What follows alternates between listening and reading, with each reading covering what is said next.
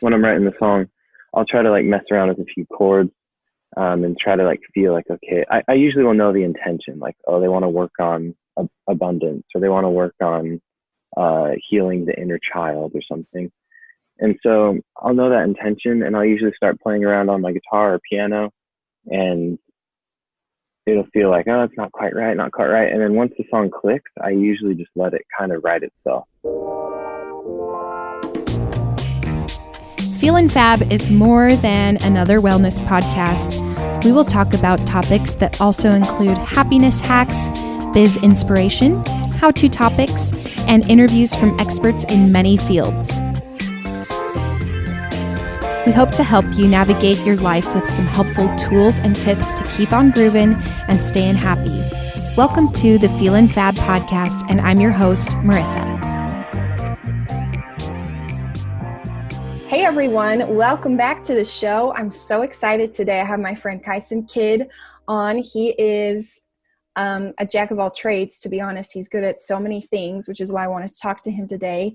But specifically, I also want to hear about his energy healing that he's doing. I actually had a session with him. It was fascinating.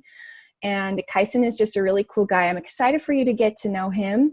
And we're going to play a little get to know you game first at the beginning. So everyone, welcome Kyson to the show. Hello.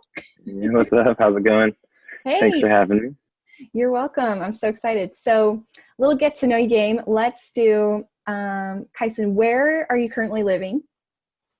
I'm in Massachusetts, close to Boston. Mm-hmm. Okay, cool. We're just chilling out here, yeah. Awesome. And what is your favorite, no, not favorite, what is a book that you're reading right now? Oh my gosh, I'm glad that I just started reading books again like a few weeks ago, so that's perfect. We've been reading Harry Potter. That's really fun. I read those as a kid, but me and my wife are reading those. I'm also reading, I kind of pick up random books and read like anything that's like self-help or like stuff about energy healing or, you know, new ways to look at life kind of stuff. Hopefully that counts. Harry Potter is the one I'm really reading. So. Heck yes. Speaking of Harry Potter, there is a podcast. It does have some explicit language, just warning you. But if you're someone that doesn't like that, but there is such a good podcast. It's called Binge Mode, Harry Potter. And they basically walk you through all the books and the movies and like talk about all the details. It's very interesting. Wow. And that's cool. My husband, Mitch, and I have been listening to it. We just finished book 7. And, right. you know, feeling all the loss from finishing book 7. So cool. Dang, that's awesome. Okay, Kyson. So we were just talking a little bit about how you and I met, which was through like kind of basically someone else's YouTube project that they were doing, which was awesome. And you were kind of the audio guy there. So what did you actually like major in college or study? Because I'm pretty sure you did audio. Is that right? Okay. It's kind of complicated. I started doing audio in high school just because I wanted to record my own music, but I actually majored in communication and video production. Okay. So for a bit, I was like, oh, that's what I want to do, make videos, be like a, you know, filmmaker, whatever. And I actually loved it. And then all of a sudden I just was like, I don't know if that's what I want to do. So I moved to Utah to do more music stuff. And that's like music would be like my main focus, but it's hard to make money with music. So I was doing audio jobs on the side or like half and half. So that's how I met you, is doing that project with Cassidy and with Scott DW and a bunch of random people. So. Cool. So you like doing audio, video, music. Mm-hmm. Would you say that like your primary focus is music now? You've kind of phased away from doing audio and video work? Yeah, the audio and video are definitely on the back burner. And then I would say energy healing and the music are the main things. I probably do a little more energy healing than music, but pretty close to half and half. Awesome. And the goal would be to just like integrate those two. So I'm doing both all the time. Like everything is connected, you know, energy healing emotional healing, music, helping people like feel through their stuff. So it's all going to become one big thing. I So hope. cool. Okay, I want to touch on that again in just a second, but I have a couple more get to know you questions. What's your favorite tree? Your favorite kind of tree? Oh my gosh. I love aspen trees, the white one. Ooh. It's like the little black.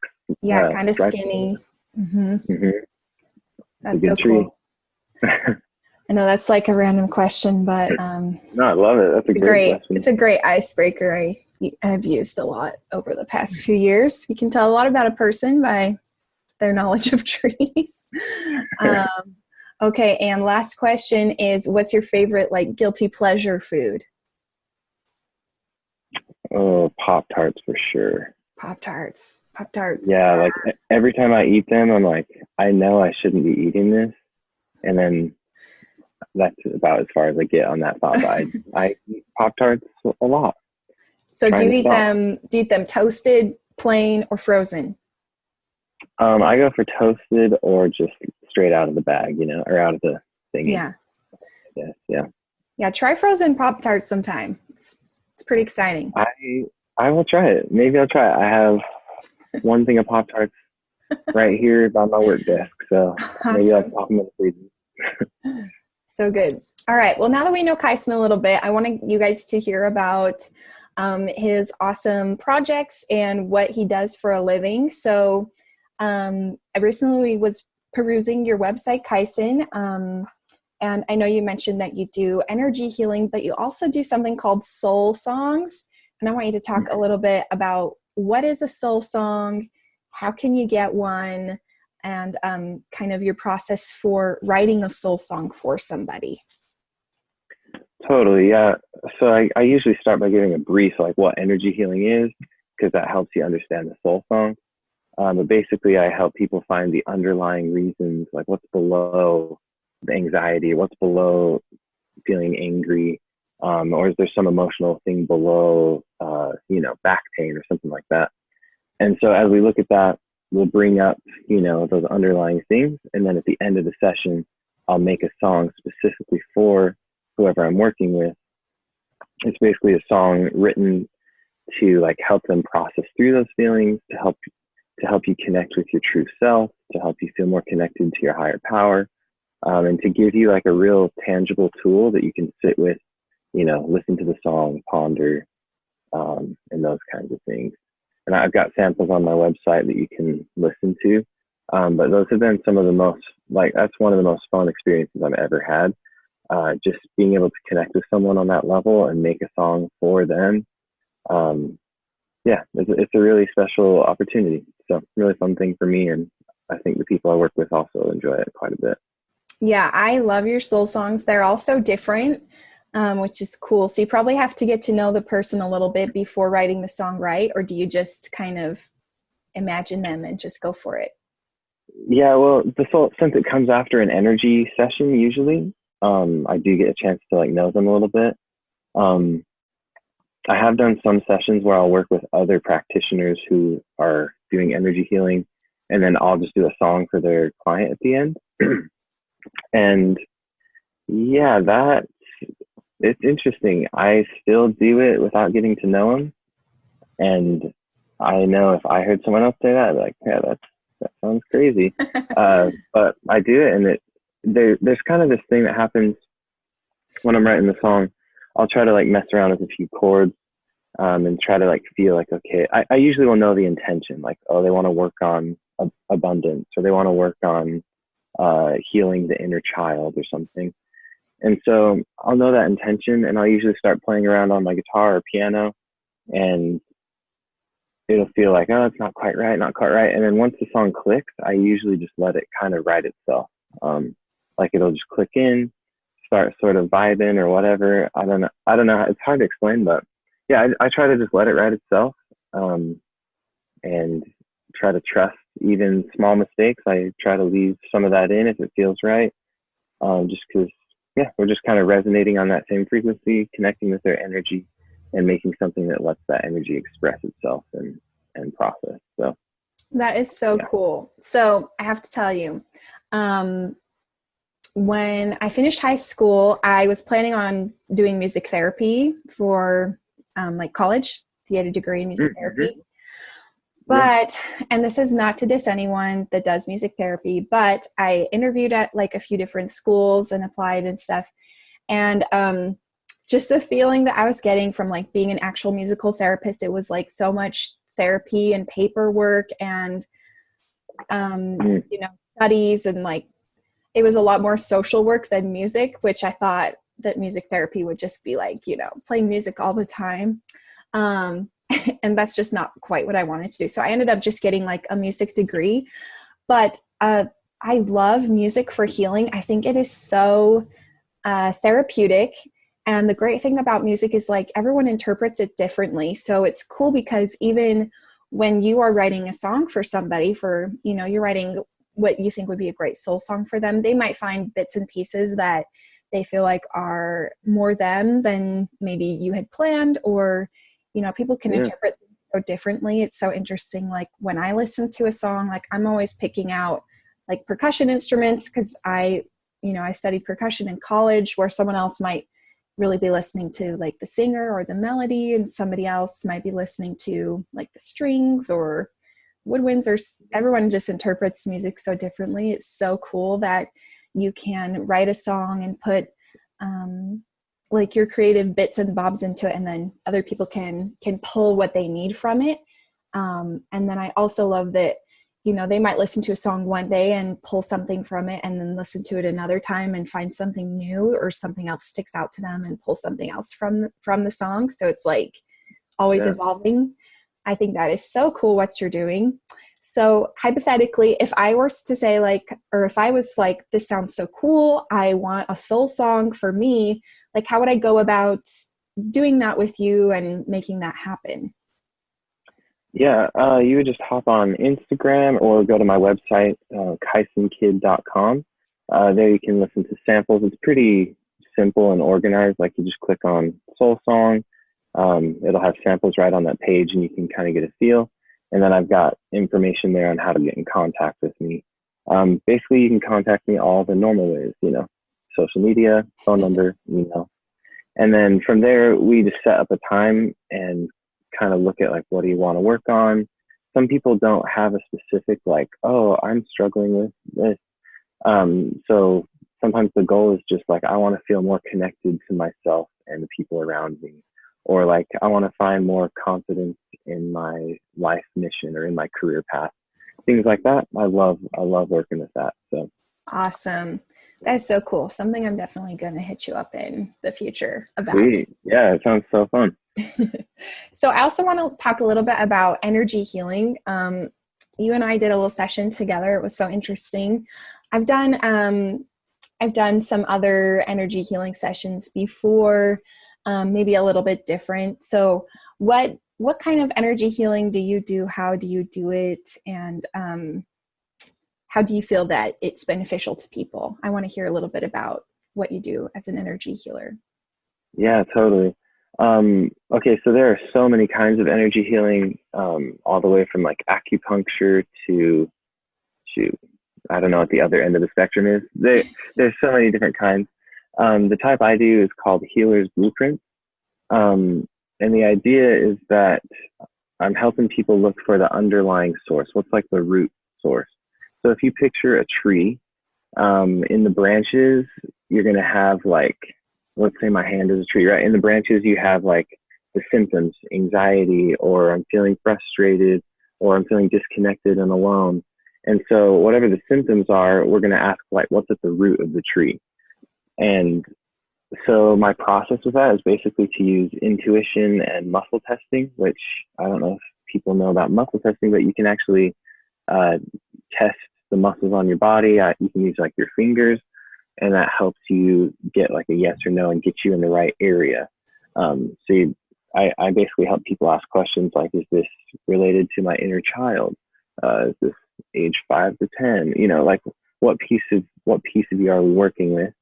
And as we learn about that underlying source, once we find it, we basically just are looking for the truth. like usually at the bottom of everything, there's going to be like a false belief, a belief of being not good enough, or a belief of being a disappointment, or a belief of not being able to change. And so what we'll do is we'll kind of take those false beliefs and look for a truer belief. You might, for me, that's to look to my higher power and say, can you help me find like a truer version of this, or something that would empower me instead of pull me down. And then the thing that's so cool is, as we look at that underlying root and as we release it, often the stuff in the branches or the symptoms just disappear, or they're able to heal. And of course, we have to be careful to we're not promising healing, and we're not looking to replace like medicine, Western medicine, or a doctor. That's not really our goal, but what we're doing is looking for spiritual and emotional healing, and basically just observing the results.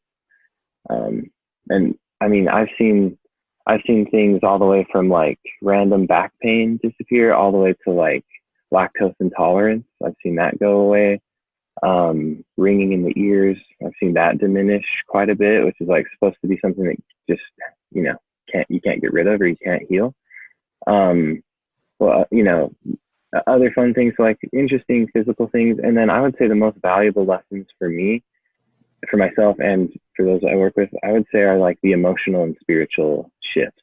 When you feel like you can feel more like yourself, I think there's nothing greater than that, like back pain compared to feeling peace in your life. And sometimes they come together, sometimes you get both. But yeah, I just love the process. Every session is different, but I love to work with people and to look for the truth, to learn together. I feel like I get to sit and learn with people as we go. It's just an awesome experience for me too. So that is fantastic.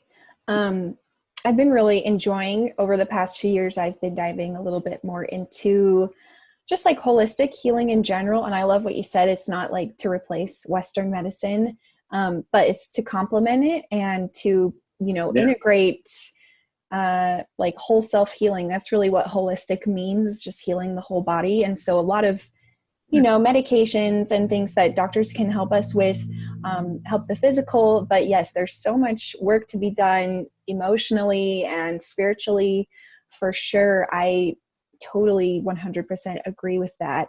And, if you don't, then, just dive a little bit into, I would suggest diving a little bit into learning about stress, because stress, like, causes so many chronic illnesses.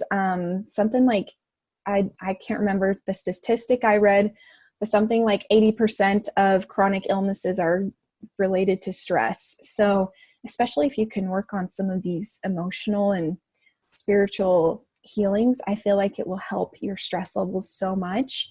And in turn, yes, definitely help some of the physical ailments that you might be experiencing. So cool. So I have kind of my last question that I want to talk about, and it's a little bit of a controversial topic, I guess. All right. You ready? All right. So here we go. So, I have heard, from other people in the past that like Christianity and like, energy healing, like can't be friends, because, Christianity is obviously worshiping the God, and a lot of people, I feel like, think that energy healing and maybe holistic practices using more natural things, or like crystals, or also, yoga, they feel like it's more worshiping the self. So I would love to hear kind of your take on because I know you, and I know that you are a Christian. And so I would love to hear how you integrate both of those, and how there can be a great space to have both of them. Well, not like both of them, but how you as a Christian can also work on some of these healing processes that maybe other people think are new agey, or don't really have a place in Christianity, because I think that they do. Oh, I love that question. This question used to scare me quite a bit, I'll be honest. Like at the start of my journey into energy healing, I was very skeptical, and I also had a lot of fears about, does this complement Christianity? Does it go against it? I think first off, that's a beautiful question if you're asking that. And I don't know how many in your audience are Christian. The way I usually, like, if I'm being totally honest, I believe that all healing comes from Christ. So that's one of the tricky parts is me as an energy healer. It's kind of like, it's kind of a misnamed thing. Like, I'm not the one healing people. What I'm doing is facilitating your connection to your higher power. And I believe that the body is able to heal itself as we connect to truth. Another great way to explain that, there's a really cool quote by Elder McConkie. Depending on your group of Christianity that you look at, you might know his name. But yeah, Bruce R. McConkie, he says, every thought, word, and deed are written into the human body. So the things that we do and say and believe are getting written into our physical body, and I think also into our spirit. And then if we're writing untrue things or negative things, our spirit or our body starts to show symptoms. We might feel pain or show sickness. So all we're doing is looking at what's been written in the body, and I think we're using spiritual gifts to look at those things. And then as we can rewrite like the negative or the untrue stuff, which to me, that means we connect with Christ, we ask for his help to allow those things to shift and change, then the body is able to be filled with more truth, filled with more light. You're going to be more healthy. Yeah. So I know, like, it's a big question. There's a lot that we could say about it. But for me, that's, like, in a nutshell, that's how it looks, is as long as you're looking to connect with your higher power and looking for healing to come from there, I think you're going to be in good shape. Energy healing for me, another way that I say this is energy healing isn't necessarily like a new thing that you put into your life. I think it's actually a frame of reference to understand the things that are already happening in your life. As like an example, you know how when sometimes you meet somebody and you get like a weird vibe from them, or you feel like, oh, there's something off about your energy, right? Like that's already happening. Or sometimes you meet someone and you feel close and connected with them. So anyway, energy healing is a thing that's already happening, or energy is already around you. And I would, be careful, I guess, who you work with. If you believe in Christ, I would suggest working with people who also believe in Christ and do energy healing. But yeah, the only people I've had be scared are people who haven't, let's see, how do I say that? I haven't had anyone who's worked with me still feel nervous about that after. They usually say, wow, that surprised me. I thought it was going to be like weird and like voodoo magic, but it actually is super chill. Yeah. A lot of conversation, pondering, looking for inspiration. I don't know. Did I answer the question? Yeah, I loved your answer. And when I did my session with you, I loved that I think one of the first questions you asked me was, who is your higher power? And, I answered to you because I'm Christian. I answered, Jesus Christ. So you were able to kind of connect me to him. But, for other people that maybe aren't Christians or just looking for more spiritual healing connection to whatever their higher power is, I think that's nice that you can fit whoever's needs. But, I think that this is a great and underrated practice and form of healing for Christians too. And I think, a lot of us Christians are wanting to find more connection to our spiritual selves. And, sometimes we get wrapped up in the things that are to-do lists, and great, but, there's many forms of feeling spiritual, of connecting to spirit. And I think that you can find what feels good to you because everybody is different. So, for some people, if they feel like they're worshiping, something other than Jesus Christ when they're doing yoga or whatever, then, that's your prerogative. But for me, like, I love any type of energy work, meditation. I feel like it is all spiritual. It's all connected. And for me, it all makes me feel a closer connection to, first of all, loving myself, which is not a bad thing. We need to love ourselves. It's one of the commandments. not to be selfish and vain, but to work on ourselves and to care about ourselves and to be understanding with ourselves is great, because then it opens a window for us for more healing, more connection, which I love, because, personally, I feel like when I'm broken, like, myself is all that I can think about. If there's something wrong with me, if I'm hurting or whatever it is, like, it's hard not to focus on yourself. So for me, I feel like the more healing you can do, the more you can focus on uplifting others and connecting to higher power, which is fantastic. Oh, I love that. Yeah, I was thinking too, like, I guess I usually don't tell people this, not on purpose. I just forget to mention this, that when we're looking for underlying false beliefs or things like that, usually the go-to after that is like, let's look, is there a scripture we can look at in the Bible, in the Book of Mormon? Is there an example of Christ we can look at to help us shift? We also do a lot of like sort of like prayer in our hearts, like, all right, let's ask Heavenly Father, let's ask God for some help. So yeah, it's such a cool process. And I think the like important question is, am I feeling closer to my higher power? Am I feeling more like myself, more bright when I look at these things or do these things, or, incorporate any holistic whatever? I think that's the question. So yeah. Oh, good. Well, thank you. Kyson, if someone is wanting to like try an energy session with you, because like you said, it's important to find someone that you feel like a good connection to or good vibes with or whatever. So do you offer like sessions like one at a time, or is it like a recommended, like, you have this many type of sessions with me sort of a thing, or kind of how do you structure like scheduling a session with somebody if they wanted to try out some energy healing and some emotional and spiritual healing with you? Yeah, it's very individual. So I'm down to do like free consultation phone calls anytime. If someone wants to just get on the phone and talk about what they're working through and what their needs are.